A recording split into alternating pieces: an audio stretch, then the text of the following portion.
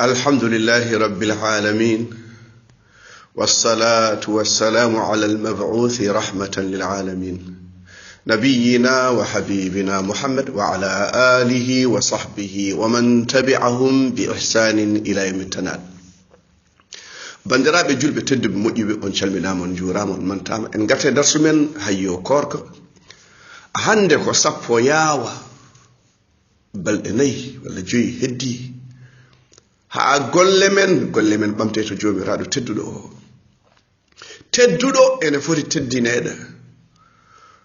koɗo jippinte koɗo teddi wama qadul haqa qadri sa dañi koɗo tedduɗo bertanamo defanamo jewtanamo kuɓɓanamo climatiseur gadda gertoɗe ñorade e foof eko ñorata nde wonno aɗa yiiɗi wadde ko welimo aɗa yiɗi yo welto aɗa yiɗi yo weyto ɗum noon Allah e ɓerɗe men walillahi almathul ala e ɓerɗe men ene poti labde cer sabu ko ɗon Allah ƴewata Allah fatani yiide men ko yoɗani Allah yiɗa ko soofi mo yiɗi ko yooɗi Allah yiɗi ko moƴƴi o yiɗa ko moƴƴani o yiɗi jokkere en ɗam o yiɗi teddungal ɗum woni nelaɗo sallah sallam tedduɗo o wi anzilu nas manazilahum o jippine yimɓe e jipporɗe mabɓe goto fof ɗe hande jippinede yollele ne mbaɗantami piyow buuba e biyo ya ayyuhalladhina amanu ɓe jiidani ɓe potani to Allah ɓe potta to aduna wonata lakara bandiraɓe sehilaɓe en gare darsu men ko fate juulu aqimi salata li dhikri la ilaha illa Allah en mbawa caggal tawhid haalde dewal Allah ɓurgal juulu kiɗe ko Allah wi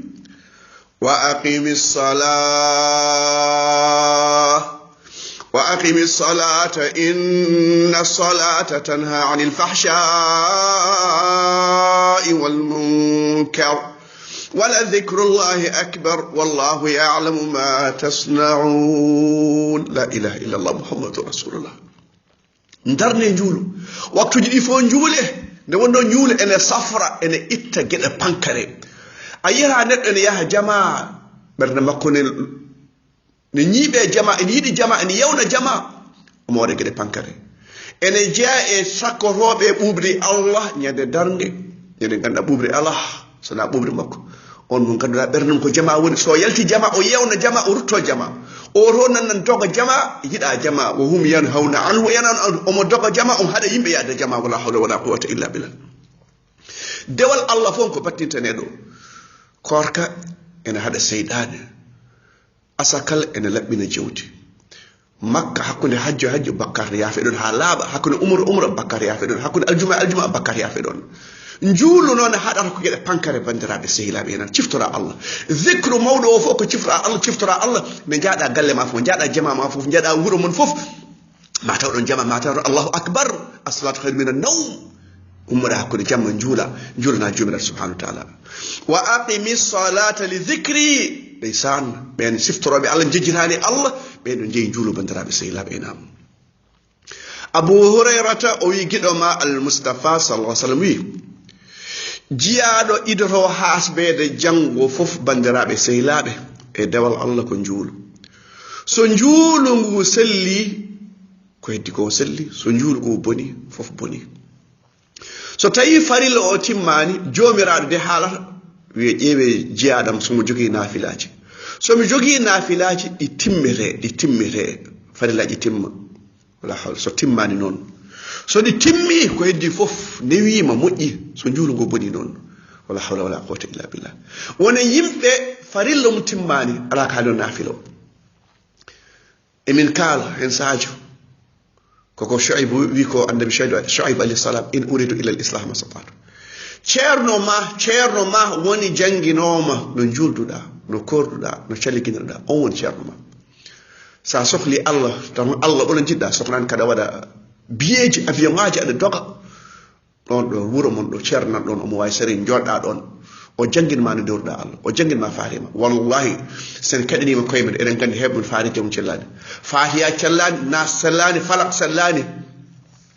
mawne kinade woni salade gonga e yawade yimɓe yawade hoore mum noon ko wasa toppirade ɗum Allah yo ma khalaqtul jinna wal insa illa liya'budun tagueɗen ko rewde Allah mbasen mawne kinade mbasen hersude ceerno heɗanum fatiha mo heɗanum tahiyat somo selli ƴewanam juulam ngu no wayi jamanu caɗele ari jamanu corona ari en potino tubde ko ɓuyki pooyi kono eɗen kesɗen tuuba en hannde kadi ha juuluji ɗi moƴƴin hakkude men e bandiraɓe sehilaɓe ɗum noon mo juulu mum moƴƴani te omo jogii hakkille omo jogii sembe no jangguide diine makko o bonni feere makko bandiraɓe sehilaɓe nam Allah wi fa salli li rabbika wanhar saɗa hirsa kirsa sabi Allah cujjina sabi Allah a yiɗa ɓadade Allah wasjud waqtarib ɓaddo Allah jiyaɗo ɓuuri ɓadade Allah fof ko o sujji ɗo ɗum noon pewnen juuluji ɗi bandiraɓe sehilaɓe nam nela sallah sallam o wi jiɗnami aduna mon jiɗnami aduna mon ko rewɓe e ewranteri o wi ɓuurnata gilam noon ko juulu wallahi daka menen e juulu mo dañani ɗum o dañani aljanna ɓadoɗa Allah mbiya ya Allah aɗa sujja gornanta an tan hakkude ma Allah ya Allah jaktam ya Allah suuram ya Allah yaafomi ya Allah rokkam ya Allah sembini ya Allah dandam samba yilam nanga kumba yilam nan to ɗum ko Allah tan wima o wima labbayk Allah jabonoma tawi gortinani Allah surtarama sa yi to jiyaɗo aɗa haalanoma haajuma o surtuma jiyaɗo doga fayto jiyaɗo enda ko hersini jiyaɗo doga fayto jiyaɗo so dogi fayta koto lamɗo Ruba ibn Amir o min gari yaltinde yimɓe e wonde jiyaɓe yimɓe e jiyaɓe Allah e aduna paɗɗo o e lakara jaƴƴo o aha wasi andude Allah ne hulɓini sa anda Allah payata neɗɗo sa andi Allah payata Allah nam yummen Aisha wi o wi idi farlede juulu fof ko darɗe ɗiɗi o wi darɗe ɗiɗi ñiibna e ɗangal o wi juulu on mo ɗannaki timmina waɗa darɗe nayyi nam ɓe darɗe ɗiɗi ɓeydata hadith rawahu Muslim so caɗele caɗi so jiɗi dadde callikinɗen juulen ñakude Allah yo dandu en bandiraɓe sehilaɓe muñiren juulo nam ya ayyuha alladhina amanu sta'inu bis-sabri was-salah inna Allaha ma'a as-sabirin nam nelaɗo kala ko sattirnomo o habbira o juula o arihna biha ya Bilal wallu en habbir ha juulen ha dutten to Allah cujjinen Allah ñuuboɗa aɗa haalda e Allah aɗa hay bandem en haalda e Allah ala ko ɓuri ɗum mawnude nam bandiraɓe sehil ala ɓuri ɗum moƴƴude e yodde kadi aɗa haalda e joomen subhanahu wa taala aqulu qawli hada